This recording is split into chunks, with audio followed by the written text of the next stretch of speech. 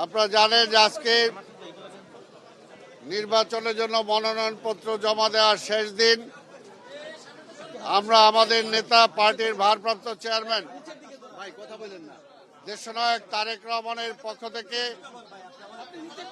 ঢাকা 17 নির্বাচনী এলাকার প্রার্থী হিসাবে তার পক্ষ থেকে আমি তার প্রধান নির্বাচনী এজেন্ট, প্রধান সমন্বয়কারী এবং আমার সাথে আমাদের সহকারী সমন্বয়কারী ডক্টর ডোনার এবং আমাদের ঢাকা মহানগর উত্তরের সংগ্রামী আহ্বায়ক আমিনুল হক সহ আমরা 5 জন এখানে এসেছি আজকে ওনার পক্ষ থেকে মনোনয়নপত্র জমা দিতে।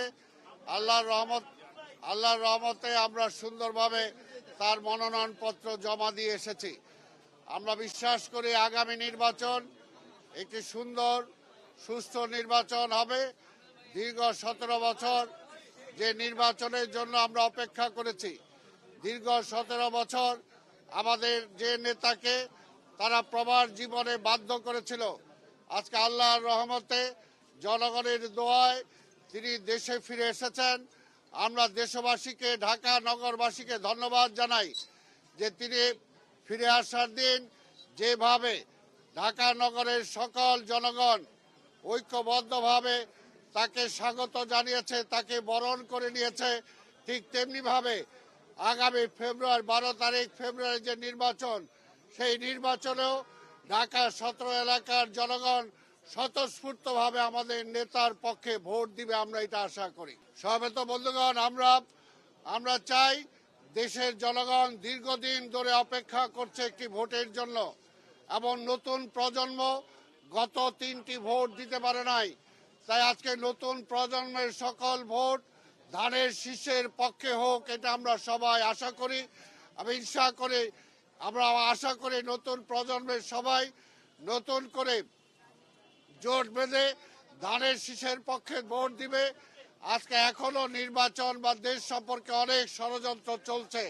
সকল ষড়যন্ত্রকে ভেদ করে আমরা বিশ্বাস করি যে একমাত্র বাংলাদেশ জাতীয়তাবাদী দল আছে যারা এই দেশের সকল জনগণের পক্ষে কথা বলবে, সকল জাতির পক্ষে কথা বলবে, সকল ধর্ম বর্ণের পক্ষে কথা বলার একমাত্র দল হলো বাংলাদেশ জাতীয়তাবাদী দল।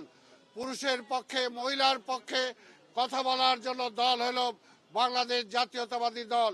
তাই আগামী নির্বাচনে ঢাকা 17-এর সকল জনগণকে আমরা উদ্যত আহ্বান জানাবো, অনুরোধ করব দেশে গণতন্ত্রকে ফিরে আনার জন্য, দেশে একটি স্থিতিশীল পার্লামেন্টের ডেমোক্রেসি ফিরে পাওয়ার জন্য, দেশকে উন্নয়নের ধারে নিয়ে যাওয়ার জন্য আগামী দিনে তারা দেশনায়ক তারেক রহমানের পক্ষে ঢাকা 17 ধানের শীষে ভোট দিয়ে তাকে বিপুল ভোটে নির্বাচিত করবে।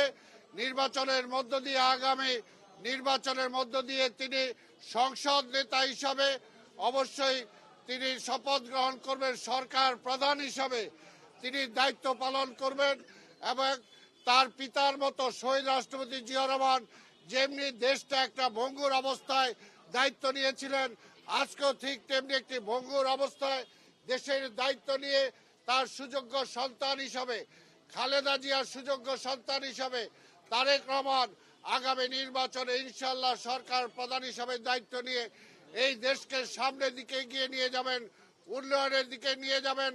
অর্থনৈতিক যে আজকে সমস্যা, এই অর্থনৈতিক সমস্যার সমাধান করবেন, রাজনৈতিক সমস্যার সমাধান করবেন, আন্তর্জাতিক সমস্যার সমাধানের লক্ষ্যে তিনি কাজ করবেন।